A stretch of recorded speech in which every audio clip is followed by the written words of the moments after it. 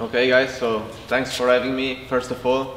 So as I said, I think this is just a small presentation on lower body training, which is basically on how I train, how I think about training, and what are my preferences for training, what shoes I use, ball, and more information. So let's start and we will see what we will cover here.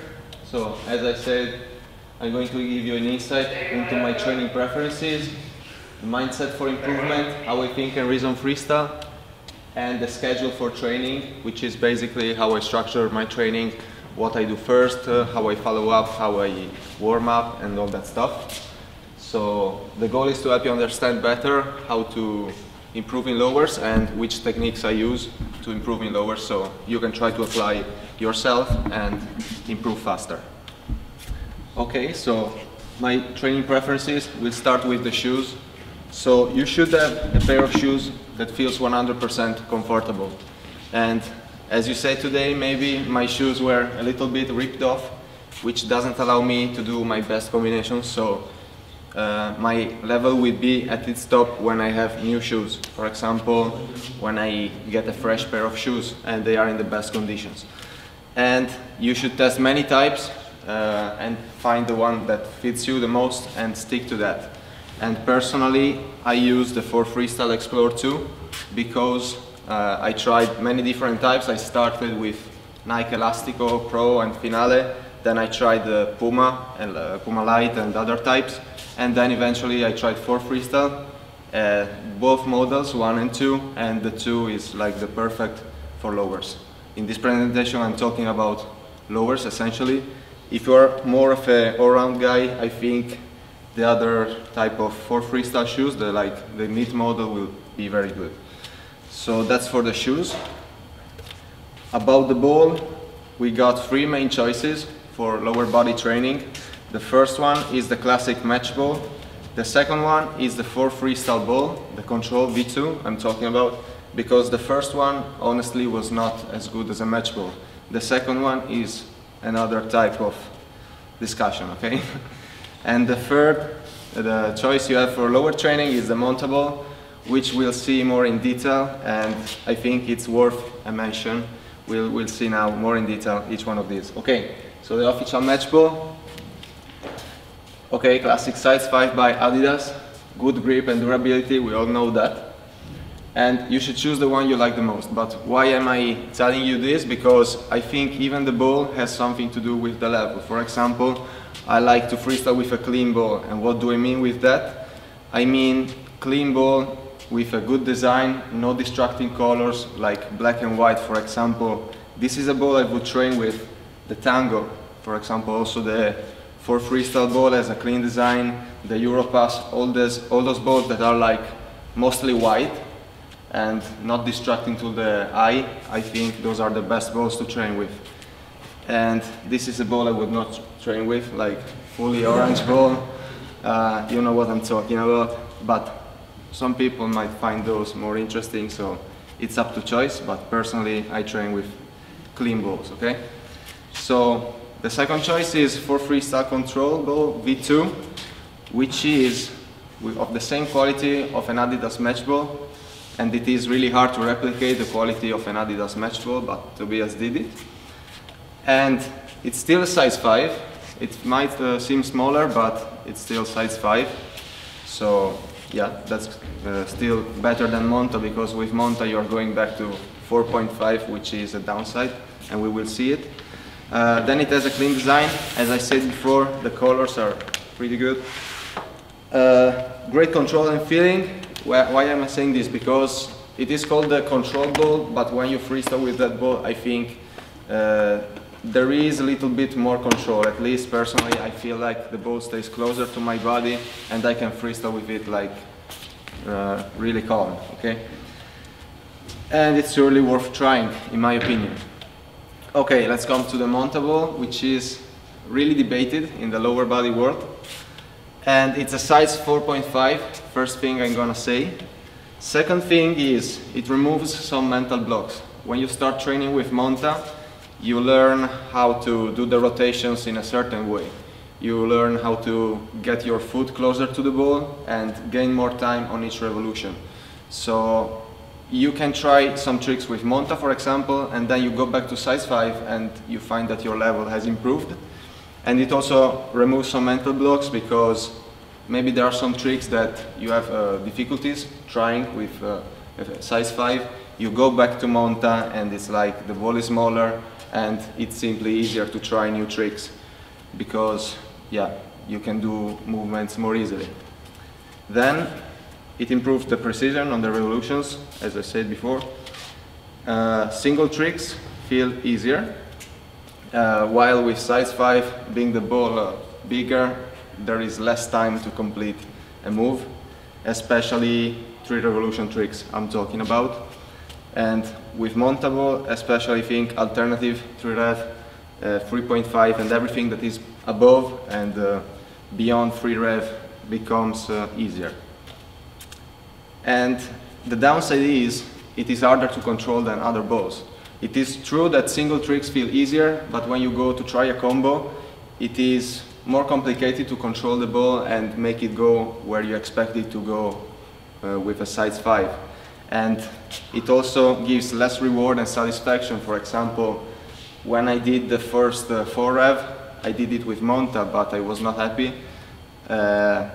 It was just a mental problem, because I did it with Monta and I was like, okay, this is size 4.5 and I know a true football is size 5, so it's like I'm taking 0.5 away, so I should do it with size 5 to have like full satisfaction on something. But that's just me. Another thing is that I never used it longer than 3 months. I don't know if this was like a problem with me, because I got bored after a while, but I always wanted to go back to size 5, because after a while I just felt like my style was much better with size 5, so yeah, that was my choice. But one thing there has to be said is that nearly all the best in lowers, for example, Akim, Memo are the first 2 that come to mind, then Alexiv, I used it, Kostya used it, Ethan used it, a lot of the big names in lowers used Monta, and I think this is like one thing in common that needs to be considered. So I would advise, if some person wants to become one of the best in lowers, to try at least once to use Monta ball and see how it feels to improve with that. Okay, extra preferences. Apart from the shoes and balls, I also have like other types of preferences, like the location, which is maybe not so important, but it is still important. For me, outside is better to train outside. You can see a lot of times I train in my garage, but that's because weather is so bad where I live. So, but yeah, I think outside is better with the sunlight. My level is like higher.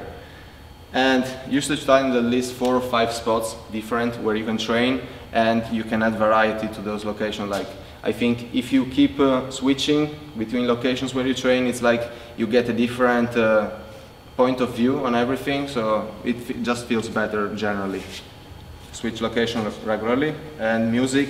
As for me, music is like a personal choice, but as for me, I listen to music from freestyle videos because I like that. And lots of times I keep a song on repeat to make me focus better. I don't know if you have done that as well, but that is me. Okay, so this is just a small table to compare the 3 balls. So the style is much better on Adidas official match ball and for freestyle control, because they are like size 5. Monta, as you have worse style, worse control, worse accuracy in combos. In tricks is more accurate, the Monta. But on the other side, the feeling when you do something, the feeling of juggling is worse, and doing combos also. And the reward from tricks is worse than size 5. But your level can be improved with Monta. Like, if you try freestyling with Monta for like 2 weeks, maybe it's not enough to notice a change in level. But once you train for 1 month, 1 month and a half, 2 months, you will see like you will feel like your level is on a different floor. Yes. Okay, let's talk a little bit about the mindset now. So to improve as fast as possible, you will need to have a good mindset, and with this I mean that you need to get in the right state of mind for training. For example, one thing I like to do before training is get in the best state of mind possible for training. For example, I watch some video and I'm like, okay, now I want to go train, and I get it like a spark in my mind. I just want to go to train and I'm really motivated on the moment, and I use that moment for extra motivation. You should set goals that you can achieve. For example, I put this in the mindset because a lot of guys tend to be discouraged, especially those that are starting now. If they look at the top and they see one guy doing alternative 3 reps, 4 evolution tricks, they might get discouraged. But what I think is everyone should look at not the best freestyler, but at the next freestyler. Like, you should advance by steps. You should not look at the best, you should just look at who's next to you, who's slightly better than you, so you can move by steps and set goals that you can achieve. And your progress is your progress. I see so many times people compare their progress with mine or their progress with another famous lower body freestyler, but I don't think partial improvement is an indicator of the potential of a freestyler. I think I would have never said after even 2 years that my level could have become like the level I have today. It's almost a surprise, and if you get in the right mindset, you're always in time to have very fast improvement. And the first point is really important. I always make sure I am in the best mental condition to train before I even go to train. As I said before, I watch the videos, so I am already in that mood for training. Before I pick the ball and go to the training spot, I am already with the mind there. And lots of times, Guido will say it's really true, I'm thinking freestyle like without being close to my training session. Even if it's night, I'm thinking, what if this combo is possible? What if this trick can be done in a certain way? I'm always thinking freestyle, basically. Okay, yes, really good way to get in a good state of mind to watch freestyle videos. And when you watch a video of a freestyler that is much better than you and you get a lot of motivation, that's when you should get advantage of it and go out to train. Okay, so let's make the following things clear. So it's impossible to feel always in perfect condition for training, and I mean both in the mind and in the legs. You might feel tired, you might feel also tired in the mind, and it's impossible to feel always motivated. So if you don't feel too good for training, it's okay if you take 1 day off, 2 days off, whatever you think is best, and then go back fresh to training, because the trainings when we have rested are usually the best, because we have a fresh mind and fresh legs. So yeah, I noticed this in first person. If I train once and then I skip 2 days and train again, the quality of training will be improved, but the quantity of course is less. So the goal for each one of us is to find like the balance between quantity and quality. And I think each one of us has different times of, how do you say, from going to fresh to tired, back to fresh again. You know what I mean? Each one of us has different times, so we should just find our times and adapt. Okay, all the best. Okay, here I bro. Okay, all the best lower freestyler. There is one common thing, which is they tend to think about the hardest trick as if they are attainable, as if they are not hard.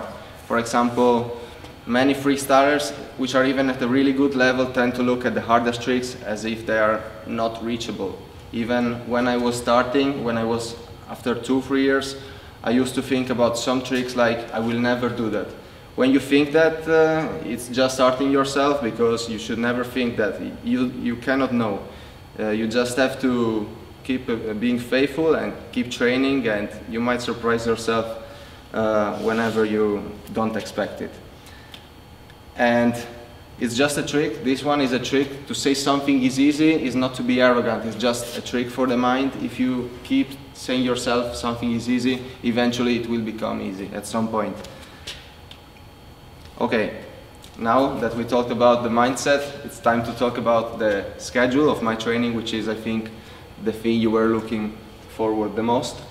So Normally I train 1 to 3 hours maximum, 4 to 6 days a week, and one time it used to be maybe more. I used to train maybe even 4 hours, 5 hours a day, in meetings even 8 hours with the ball juggling, because I had a lot of motivation. But at some point it becomes really difficult because it is very intense to do free revolution tricks and all that stuff. Even no-touch combos are really tiring for the body, but we all know lowers, I think, is the most difficult style, at least for what concerns the stamina, the resistance and the power. Okay, so we shall split my training session in parts. So I always start with the warm-up, with the stretching, then I continue with the real training, and then in the end there is the cool down and stretching part. So let's see them more in detail. So warm-up, I start by doing all the easiest tricks.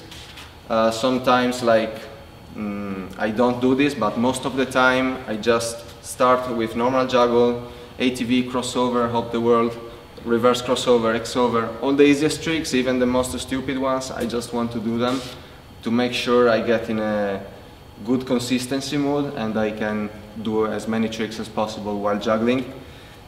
I do this for consistency, because if I can do, for example, 30 basic tricks all with juggles, it means it is a good day and I'm focused with the mind.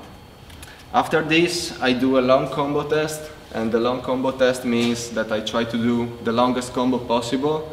And why is it called a test? It is a test because with this I can basically say whether it's going to be a good training or a so-so training. It's not so accurate, but it goes like this. So normally if I do at least 20 tricks first try in the combo, it means it's going to be a good training. If I drop with a basic trick within the first 10 tricks, it might mean that I will have a hard time. This is not always accurate, but it works like that most of the time. The stretching, let's talk about some stretching before going more into my training. So I'm very flexible because I did judo for 6 years, and it was some years ago, like 10 years ago, I did judo for 6 years. Maybe even 13 years ago. And I don't stretch a lot. I only do it when I feel there is something wrong, or when I feel some pain in my leg. For example, you saw me maybe earlier that I did this because I feel there is something wrong with my leg. Actually, I skip stretching most of the time because I just want to do combos and train freestyle, because that's what I want to do. But this is wrong, because stretching should be done as a way to prevent injuries and just help us for all the weird movements we do, because yeah, it's really difficult. Freestyle is not like a dedicated sport for our legs, especially lower body. Okay, the warm-up, the part 2. So after the long combo test, I carry on the warm-up, slightly increasing the difficulty. And I will do tricks which go up in difficulty. For example, TATV, MATV, alternative Mitch, Altuzani, all those variations. And I will go to basic no touch, 2 rev, 2.5 rev, Magellan's, backs, and all that stuff. And I try to warm up as many areas as possible. I don't always warm up all the areas because it's hard to warm up them all, because there are so many areas. But I do this because I want to get all my areas in lowers ready. For example, if I want to do a combo and put in different tricks, different types of combinations, if I prepared my tricks, I have less possibility to fail and drop the combo. If I skip this part and then I go right into the full training and do like 3 rev combos, there is a high chance that I might drop, for example, on a pallet trick or a lemon mitch. Instead, if I did those tricks before, it's more likely that I will not fail. Okay, in this way I prepare my tricks, but I also do what I call the trick research. So this is really important, and it's like the key part of my training routine. And the trick research is like trying to find which tricks are your strongest points on one day in particular. For example, we all have our set of tricks, our repertory, but if you noticed, on some days some tricks seem to be stronger than others. while on other days, for some reason, you are much stronger on other tricks. So while a lot of freestylers tend to train and keep training repeatedly what they like, for example, I don't know, we all have one friend that likes Magellan and trains just that for 5 years maybe, but we should always adapt to what we see would be the best thing to train on one day. For example, if I see today I'm really good in PATV instead of Eldo, I must train the trick. If I see I'm really good in back ATV instead of Lemens Lusani, I must train back ATV. Always research, find and adapt. And it's never the same because tricks change constantly, as you do. I don't know the reason for this, but yeah, the mind, the body changes continuously and the tricks change as well. Okay, so the real training is basically after the trick research, but I know exactly which tricks to train after I've done this trick research, so in a short time I can think of many different combinations that I would like to train on that day. And I just keep doing this, keep repeating combos and keep looking for tricks, continuously repeating it, the trick research for the whole session. So yeah, as I said before, if I see a trick is particularly good on a day, it is a clear indicator I should be training that on a day, and that's the opportunity to improve on that weakness.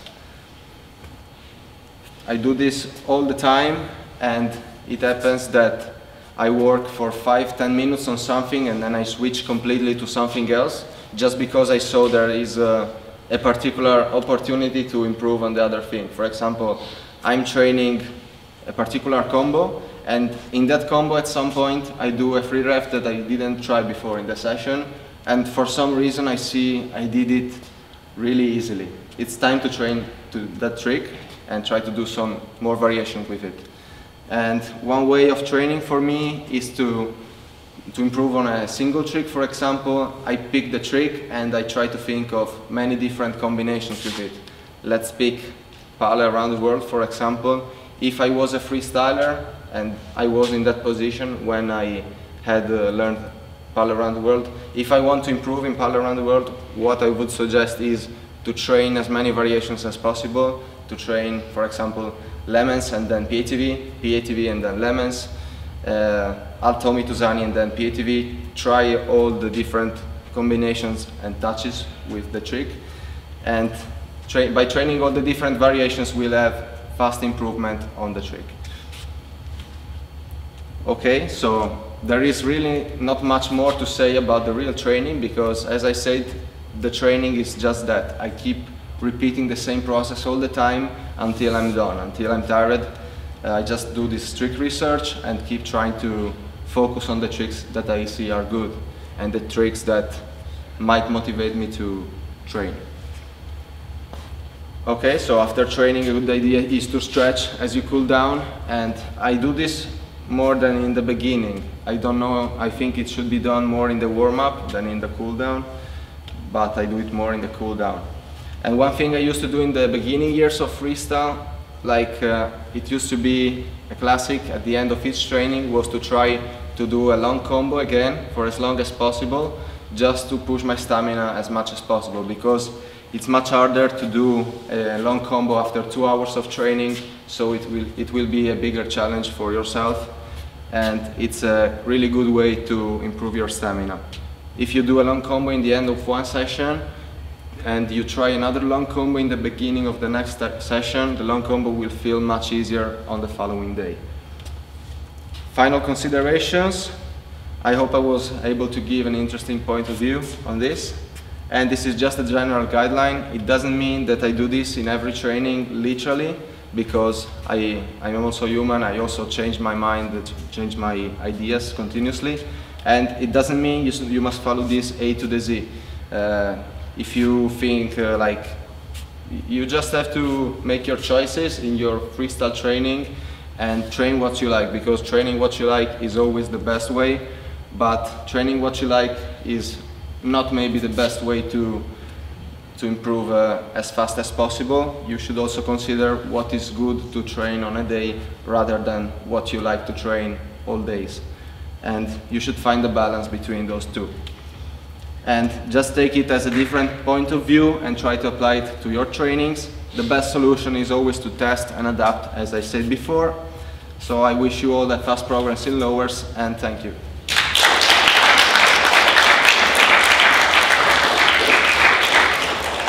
Thanks, guys.